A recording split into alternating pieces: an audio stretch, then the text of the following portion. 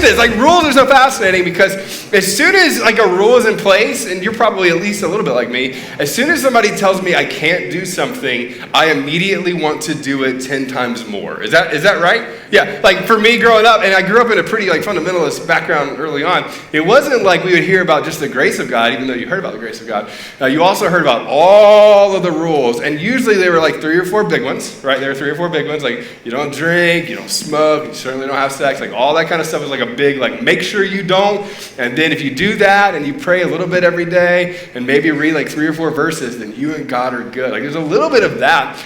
And then the version of God that I was handed as a kid, which is so fascinating to me, wasn't like a loving God. And what's interesting is you read the Old Testament and New Testament, it's not necessarily wrong. Like there's God's wrath, and there's like all these sorts of things that happen that are often uncomfortable for us to look at and talk about. But the overwhelming view that I was given as God outside of our home, not in our home, but outside of our home, was some version of like a God who looked at me like this, right? There was just enough of this kind of thing that just goes like, you know what, make sure you don't. I remember growing up, and there would be like, like in kids ministry and stuff, like God is always watching. And I was like, I really hope not. You know what I mean? Like there's a little bit like he's always there, he always knows, and he's always a little bit disappointed, right? And not just disappointed, but there's a little bit of the version of like he's always doing this to you, right? And you kind of feel that. You kind of go like, well, if I mess up, is he just mad or is he angry? And there's all sorts of expectations. Excuse me. And you know this too, that as soon as you don't meet expectations a little bit, then it's like you kind of get to throw everything else out the window, right? Well, if I didn't get it right, then I must just continue to not get it right, and I've already messed it up. So you've seen this in relationships before. And the overwhelming message a lot of times in churches is that you simply just don't measure up. You simply don't measure up. Now, I don't think that that's not true. In fact, we're going to talk about that for a minute. But the perspective of God and the perspective of how we approach it is often kind of missed, and even the theology around what we're going to talk about is often missed. Now, I told you the reason we were talking about this is because you had a list of like sins that you wanted me to talk about. And the other side of this is that most people look for people like me to tell you yes or no to whether whatever sin you think you should or should not do, you should or should not do. Like, does the Bible really say that you can't fill in the blank? Or is it possible to do this and actually be okay? Or can I do this and be justified even in my sin? Is that okay? Like all those kinds of things come together. And the honest answer to these questions, and this is what we talk about the most, is that when we see this word, you don't ever use this word outside of like religious settings. You don't talk about this very often. And you certainly don't adopt this with yourself consistently in your thought patterns. You just don't. And then when it comes to like labeling yourself, right, you may talk about this as like something you do, but then being labeled this or like you are a sinner, nobody opens with that. I mean, can you imagine going on that first date and you just sit down at whatever, O'Charlie's or Applebee's or, I'm just kidding, I did better than that most of the time. But she's like, wow, she married you? Yeah. It's a half-price appetizer, y'all. Anyway, but you go and you sit down, and can you imagine like opening up with just like, how would you describe yourself? Well, I'm a sinner. It's like this, thank you so much. It's good. You don't even wait for the check. Like that's just it. You just don't talk about yourself that way. Now, the other part about this too is oftentimes when you come into churches or places like this, you'll talk about sin, and we might talk about a person being a sinner and all of us kind of being in the same camp with that. But the other side of that is then you receive judgment from other people in the name of God off of your behavior and what's been sort of done. And what's interesting, if you're not a follower of Jesus, is almost like there's this whole set of rules and circumstances and things that you should live up to that you've never even adopted. You don't even agree with it. In fact, in the New Testament, there's a writer that talks about this, and when he talks about this, he goes, look, if you're going to judge, you should judge people inside the church, but the people who haven't accepted this, no, you don't judge in that way. And so many of us have been recipients of judgment without context for what sin actually is. You've just been told that you're like sinning or that it's sin and don't do that, and you don't talk about it. You don't teach your kids like that. You don't look at them when they talk back and say, you sinner. You just don't do that. You don't do that. What do you say? Do you know what you say when we all mess up?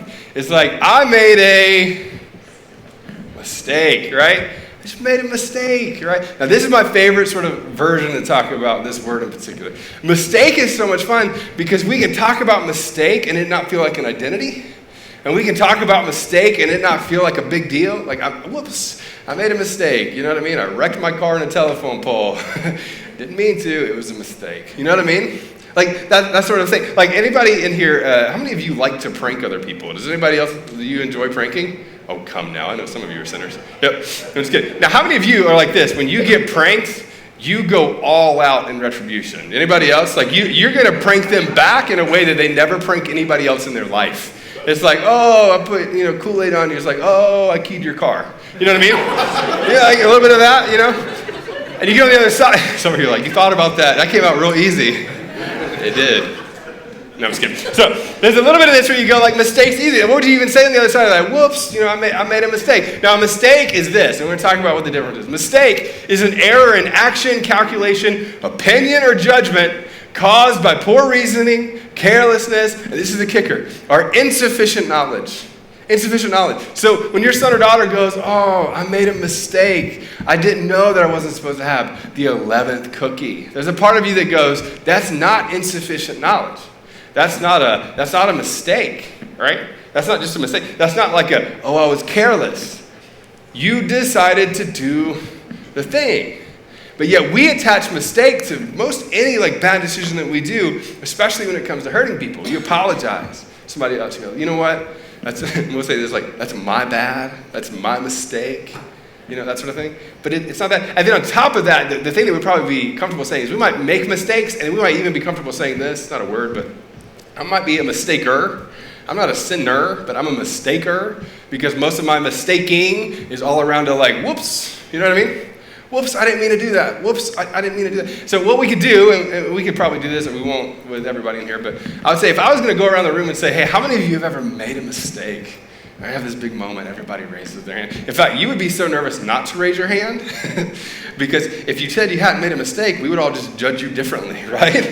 That would be a mistake in and of itself, We would all say, hey, I'm comfortable saying that I've made a mistake. Or you can even say, in my past, I've made mistakes. Some of you are making mistakes right now while I'm talking. You know what I mean? You sort of think, we're comfortable with that. But the word sin is not something that we're comfortable with. If I were to ask how many of you have sinned? Now, some of you who grew up in a Christian background, your hand would go up quick because you know that you're in church, you don't want to lie. Some of you are like, I'm resistant to that. Or if I were to go, how many of you are a sinner or not a mistaker? That's a different mindset, their way of being. So we're kind of afraid of this word. We kind of push back on this word. And we do it because you're a good person. And you know how you know you're a good person? Because you're better than other people. You know people that you are better than. You're like, you know what, you'll say, I'm not perfect, but I know I'm better than Uncle whoever, you know what I mean? Or whoever, you have a name or a list of people. Because you're a good person because generally you do things and sometimes you make a mistake.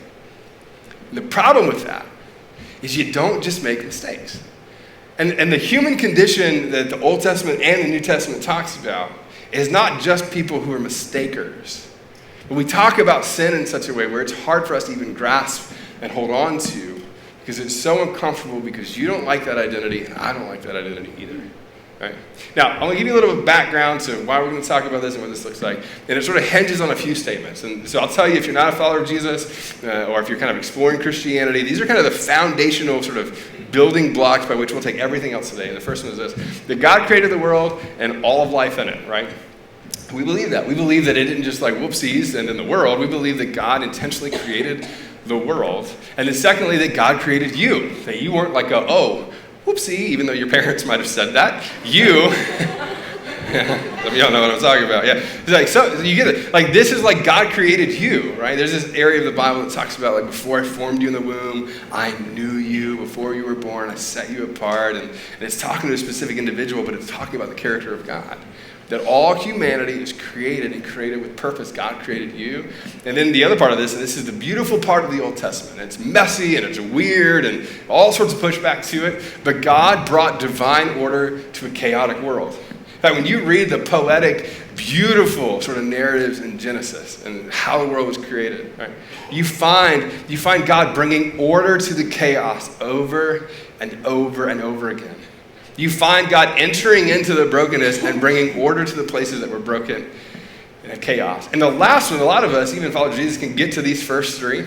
It's the last one that we probably have the most pushback against. And we have pushback against it, a lot of this is culturally. It's even pushback in other cultures, but specifically in American culture, is that God created a way for life to be lived. That it wasn't just God brought order to chaos. God brought order to chaos by bringing structure and beauty to the chaos. That God created the world for you to live in it, And there's these cause and effect things that happen as we do. Now, this is why those are the building blocks. This is why this matters. You can identify as a person who pushes away the idea of sin, the idea of what all of that stuff is, all that comes with religious baggage of that, and continue to just talk about yourself as somebody who makes a mistake. But I put it in my notes, I said it this way. Identifying as a mistaker, though true, because you do make mistakes, is incomplete and robs us of both the responsibility of our behavior and the beauty of God's grace. It is impossible to experience the depth of God's grace while simply thinking that you just whoopsied all the time. Sorry, that's what we call poop in my house. I just realized what that was. Sorry. Yeah. But we have diapers at Nuvo Church, so that's good. Yeah.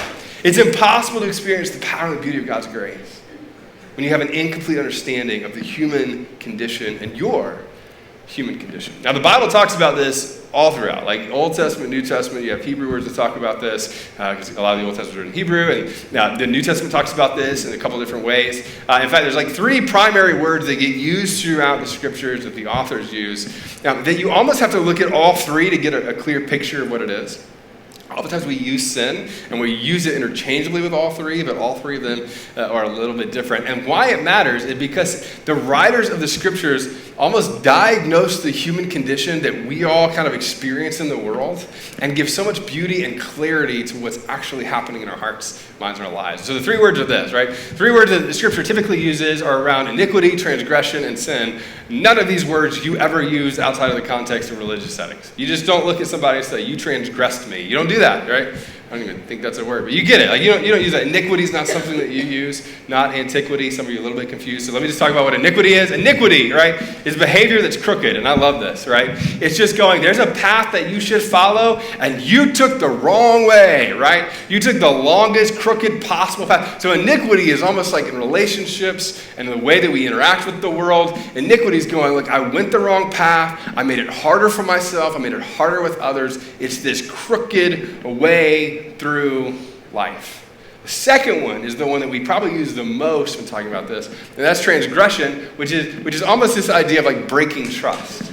I trusted you to do something and you didn't do it. So transgression is like you transgressed me, right? Like you crossed me. You did something to me. You did something to other people. You broke trust. You were supposed to be one way, but you actually were another way.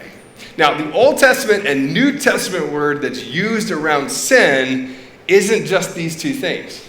And I love it. Sin is different than that and almost feels simpler. It's to fail or miss the goal. And so when you were to use the word, especially in the Greek words around this, you almost get these images of like, you know what, yeah, I missed something. I had this target that I was going after and I just missed it. You kind of think of it like this way, right? I threw it, I shot it, and I missed. That there was a goal that you were supposed to uphold and get to, and you just never quite made it. It wasn't even that you didn't get a bullseye, you just didn't even get near it. Like you just missed the goal. And so this was used not just in like religious circles, missing the goal, or the Greek word that would have been used here. It's fascinating because, you know what, I missed a shot. Like, you know, because they were playing a lot of basketball back then. You know, there's like, I missed a shot. There's the same word that you would use for those kinds of things, which in some ways feels like is lesser. Breaking trust feels like a bigger deal than just missing the goal. Depends on what the goal is, though, right?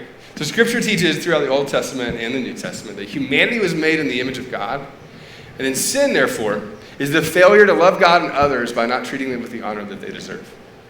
The goal that is missed through sin isn't a whoops. The goal that's missed through sin isn't like I just dropped the ball. The goal that's missed through sin is that you and I have a failure to meet the standard that God set for us. And oftentimes, in fact, more often than not, it's not a like whoopsie mistake.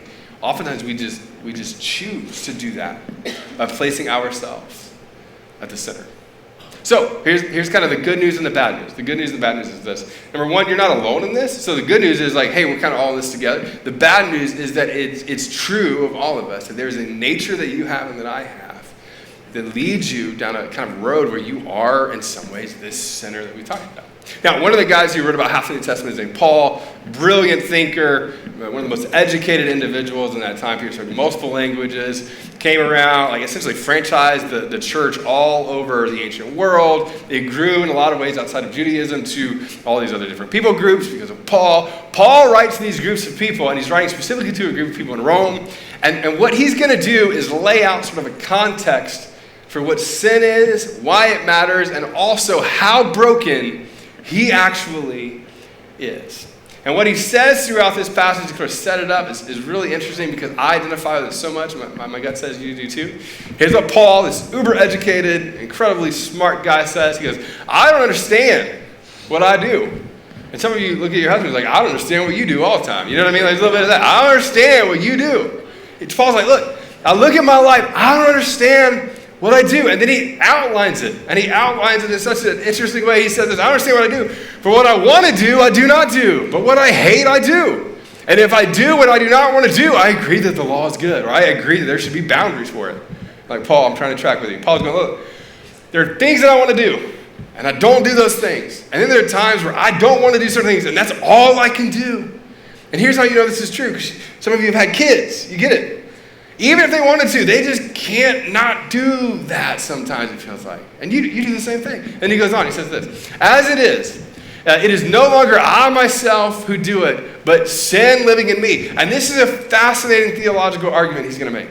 Sin isn't a whoopsie. Sin isn't I just made a mistake. In fact, he personifies this human condition that is in you and me. It's sin doing it and living in me. For I know that good itself does not dwell in me. That is in my sinful nature or my human condition. It says, for I have the desire to do what is good, but I cannot carry it out. Now, a lot of times when you hear sin talked about, it's connected to like heaven and hell and what happens next, right? There's a little bit of this that I think is so fascinating. We like to talk about sin as in if you can just stop doing it, then you get to whatever the good place is, right? And that's interesting, but that's not at all what Paul's talking about. Paul makes this extremely practical and extremely present. He's not talking about out there. He's talking about right here, right now. There are things that you know you should do that you don't do. There are things that you want to do but do not do. There are things that you just can't seem to grasp and grapple with in a way that's healthy. And then he sort of sums this part up and he says this. He says, for I do not do the good I want to do, but the evil I do not want to do. This is what I keep doing. Now, here's how you know this is true, and this is how you know you're probably like Paul. You ready?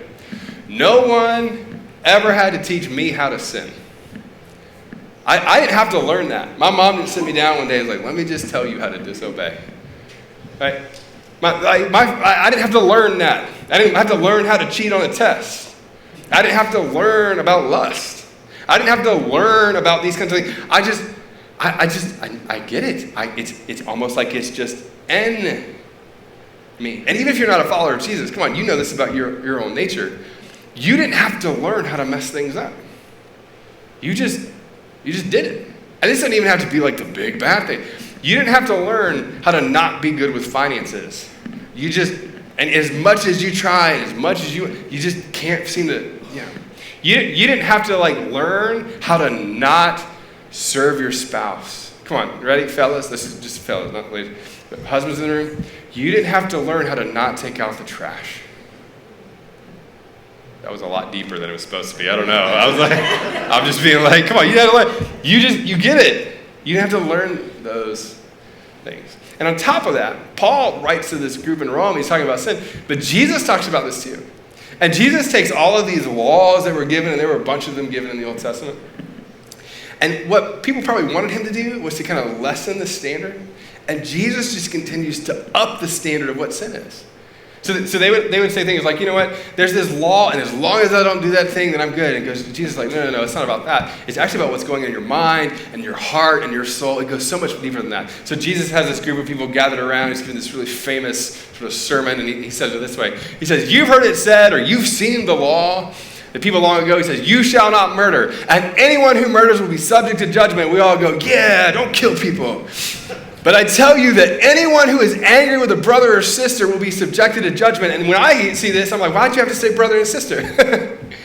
Why that? It could be anybody else. No. He gets to the heart of like family. Wait, anybody who is angry in that way towards someone in your family, you are also sinning because you are a sinner. He doesn't lower the standard, he raises it.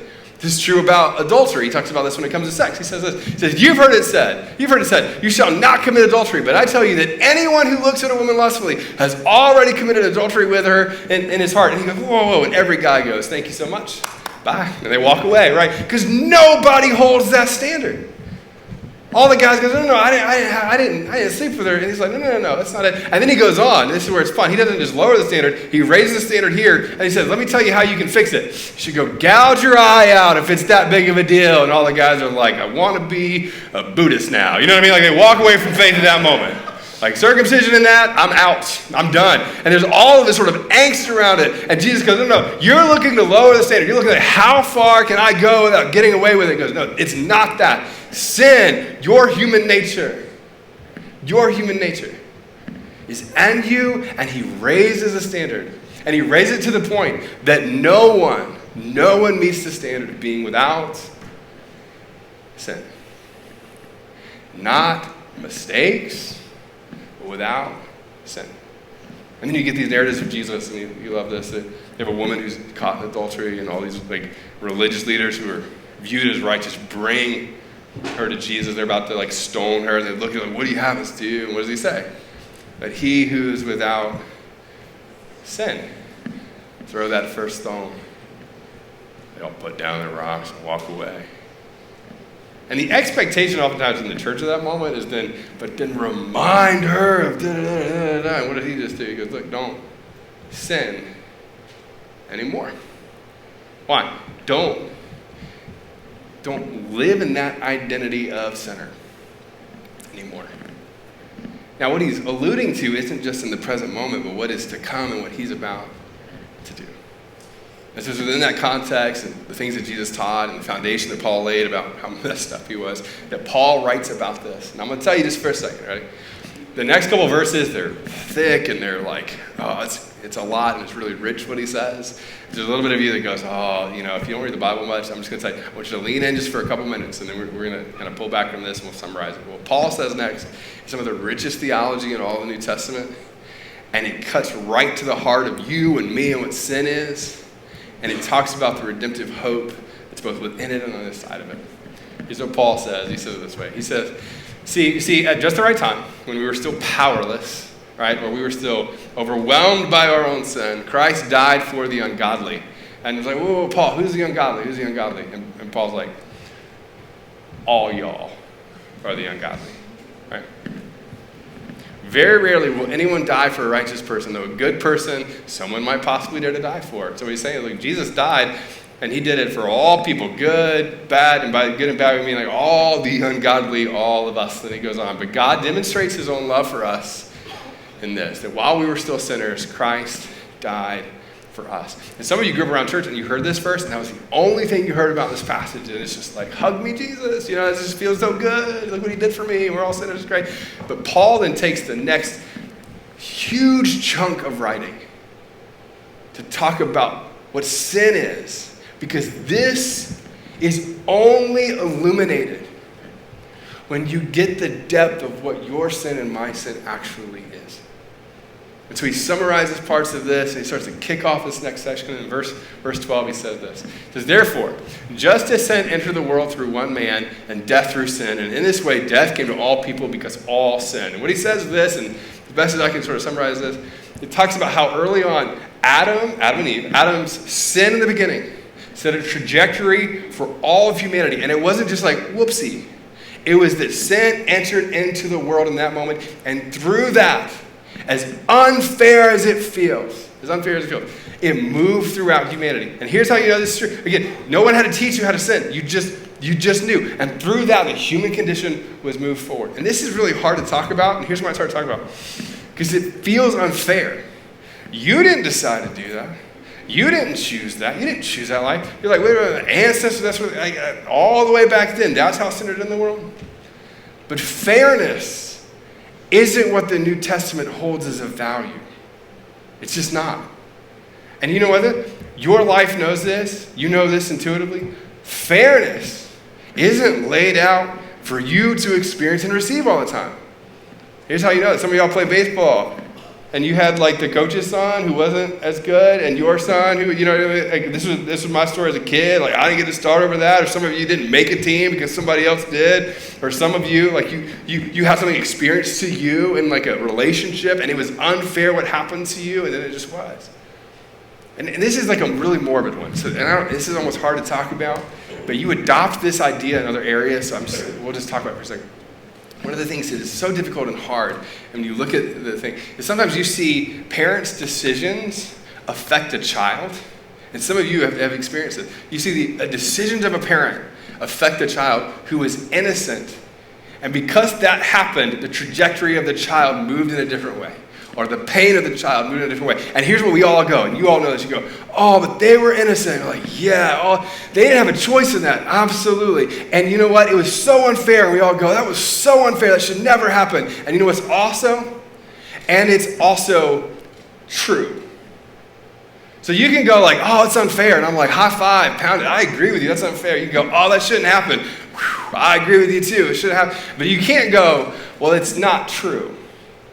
Something can be unfair and we don't like it and also be true. And when Paul talks about this, he's writing this group of people in Rome, he's going, look, it might feel unfair and it's unfair. And I wish it had happened. Absolutely wish it happened. And I wish that the human condition wasn't the way it was. And you're like, I totally agree. And all of those things are there. And it's also true. No one had to teach you how to sin. And it goes all the way back to the beginning. He starts to unpack this a few verses later. He says this, but the gift, and what he's about to talk about is what happens next. The gift is not like the trespass. So he's going to juxtapose two things. He's going to juxtapose Adam, and he's going to juxtapose Jesus. He says the gift's not like the trespass. For if the many died by the trespass of one man, how much more did God's grace and the gift that came by the grace of one man, Jesus Christ, overflow to the many? And I'll tell you this, if you're not a follower of Jesus, this is the crux of the whole thing. The sin of Adam redeemed by the overwhelming and overflowing grace of Jesus' death and resurrection on the cross. And Paul's about to unpack all that, untangle all those things. He goes like, just from the sin of Adam, over here, through the redemptive work of Jesus, he compares the two. And he says, just in the way that Adam's decision affected all of humanity and all of mankind, Jesus' decision to live the life that he did, to be God and man fully, to die on the cross sinless, that also affected humanity. And then he goes, and imagine how much more the grace of God through the sacrifice and redemptive work of Jesus moves through the world. Then he goes and he says this, nor can the gift of God be compared with the result of one man's sin. Or that thing in you that you can't figure out how to untangle and go, like the result of that, no. And he goes on, he says this, the judgment then. The judgment followed one sin, brought condemnation essentially for all of humanity. But the gift followed many trespasses and brought, and there's this big churchy sort of religious word, justification. Which is not a word that you use very often. It's not a word that I use very often. Again, this isn't like a first date word at all. And by first date word, I mean ever in a date word that you used to talk about it. But he's talking about the redemptive nature of what Jesus did on our behalf. And then he untangles all of it in this sort of last sentence. And he says this way. For by the trespass of one man, death reigned through that one man. How much more will those who receive God's abundant provision of grace? And this is the part, right? This is the part, if you're like me and you grew up around churches that went, here's the standard. Here's all the things you got to do to meet that standard. Here's what it means to be in the in crowd. You can be a part of this thing as long as you don't do da-da-da-da-da. It looks at every teenager and goes, just make sure you don't do these 4 or 5 things. There's a lot more, but make sure these 4 or 5. And then they mess up or something happens and they're like, I feel like I'm out of it. And they don't say you're out of it, but there's a little bit of this back to the beginning. Well, Paul is teaching is how much more overwhelming is the grace of God in the midst of that sin. To not just get you out of hell free card to some sort of out there sort of heaven thing. He's talking about the practical part now. How much more is the gift of God for your present circumstances and overwhelming and overcoming the sin is in you, is in me. The abundant provision of grace and the gift of righteousness reign in life through one man, Jesus Christ. Separates Christianity from lots of other religions and all this sort of thing is that it doesn't go, here's the checklist for you to live up to. It says, there is one and you didn't. And how did you know you didn't? Because you started breathing. Because the human condition is, and it's not fair, but it is. And it's not by your works, your power, your goodness, how much better you are than whoever is at your Thanksgiving table that you wish wasn't there, It's because of what Jesus did on your behalf and my behalf. And he goes on, he says, consequently, just as one trespass results in condemnation for all people, so also the righteousness resulted in justification, and here's the part that gets us, and life for all people. Now this is where I wish I could, if I could sit you down, if I got the chance to sit you down and convince you of the one sort of tenet of Christianity. All the stuff that we get so wrapped up in about, is it sin, is it not sin, should do this, not sin, all that's great conversation. But it all has to stem from the basic and primary theology of this. There is nothing that you can do to earn the unmerited grace and love of God. It is. Some of you are like, well, you don't know about, you come up here, tell your story and whatever, but there's just not. And no matter how good you are or not good you are, or things you've done, or not all that stuff, it's not based on that. It's based on who he is and what he did for us. And Paul says it this way, he says, for just through the disobedience of one man, the many were made sinners. And by many, he means us. So also through the obedience of one man, the many will be made righteous. Now, I was brought up, and here's what I was brought up to believe, right? I was brought up that meant one day in heaven, some sort of gold streets, and everybody's driving a Tesla, no hands. Woo, I don't know. Do you have to use hands? I don't know, yeah. Obviously, I don't have a Tesla. I'm thinking about them a lot right now. And you drive it around. People used to talk about heaven. It's like you get mansions. My only question legitimately as a kid was, but do they have Krispy Kreme in the mansion? I don't know. I'm a big fan of that as a child. All the stuff out there. And then you will be made righteous out there one day. And it's all about out there. But when Paul talks about overcoming sin, I don't miss this. He's like, you have been made new. And what Paul's talking about, this is what's so powerful, and it doesn't get taught that much. This is the thing I wish I could convince everyone. I can't overcome it. I can't overcome it. I can't overcome it. And it's like Paul's like, yeah, I get that. Overcoming it isn't just you doing better. It's not try hard. Many of us are brought up like, if I just try harder, and he's just like, what's that even mean? I'm like, I don't know. What does that mean? Like, if I have more faith, I just believe my, what? No, it's not try harder. It's the full acceptance of who you are now. That you have been made righteous through the justification that Jesus gives us through his death and resurrection on the cross. And that his obedience is what allows us to become who it is that we call us to be. And if you don't believe that, here's what I wish I sit you down with people who have experienced this. There are people that were moving this way in their life and didn't have any hope for overcoming whatever it was that was in front of them, or whatever habits they had, whatever sin that was kind of gripped on their life. And all of a sudden, through the power of Jesus and their acceptance of him and leaning into that, all of a sudden it moved over here. And the overcomable, or the things that didn't feel like they were overcomable, became overcomable, but not because they tried harder. And not because they were just better, and not because they did whatever this was. It's because the acceptance and the justification and the power of Jesus working in their lives moved them in a direction, and they experienced what the New Testament writers talk about as new life. And as a kid growing up in church, oftentimes it's like, I just invited Jesus into my heart. And I think that's a really pretty cute little thing. But when you do that, then what happens is Jesus comes in there and just rips all that up and makes something. That was a really violent way to talk about that. He comes in there and cleans it all up. I'm just kidding. No, but he makes you new. Christianity is about you praying a prayer, even though that's a part of it. It's just Christianity is about you doing all the right things. You should. It's about you experiencing the transformative work and power of Jesus in you and through you. Which means you can do this, and then we're going to wrap up. You can be a part of exploring faith where you distance yourself from Jesus and accept whatever the sort of all thing is, big box of God sort of thing, a version of agnosticism that allows you to go, there's something out there, but I don't know what it is, and I'm not going to engage with it. And that's great, but it's just not Christianity. Because Christianity looks and goes, look, if you want to know what the basis of this is, all of that, yes, I think there's something beyond you, absolutely. There's something powerful beyond you, absolutely. You should explore all the questions about New Testament, resurrection, and Bible, and why we actually believe this, and why smart people can believe the Bible, all that kind of stuff. But at the end of the day, the thing that separates Christianity isn't how good you are.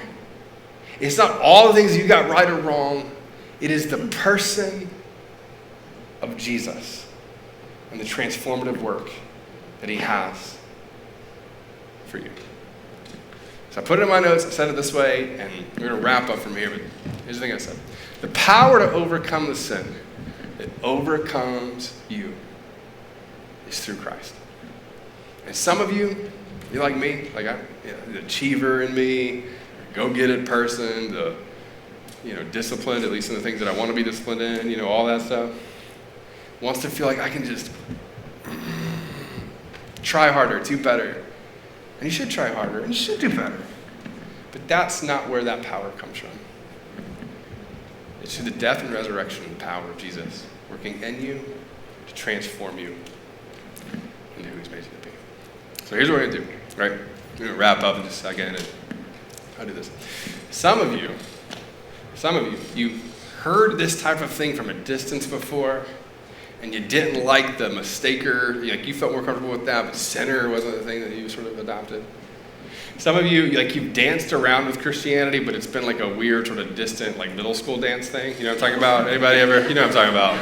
We all like, so I was still dancing. We won't talk about that. Like, it's been like enough, but it's not close, And it's centered around, I'm gonna miss this, acknowledging your human condition and acknowledging the redemptive work of Jesus through it. And so here's what I'm inviting you to do, right? This is what I'm inviting you to do. You got all your questions, and I think all your questions are great. And you've got all the things you're wrestling through and presently wrestling through, all those things are great.